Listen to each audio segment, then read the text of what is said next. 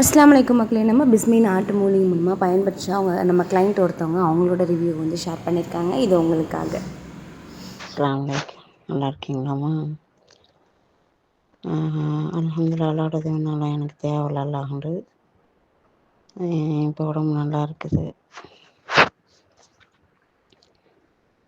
இன்ஷா அல்லாஹ் இது போல் எல்லா மக்களும் நல்லா பயன்பெறணும்.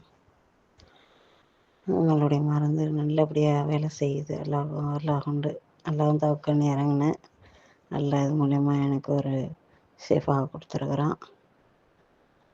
அல்லாஹ்க்கு தான் முதல்ல நன்றி சொல்லணும்.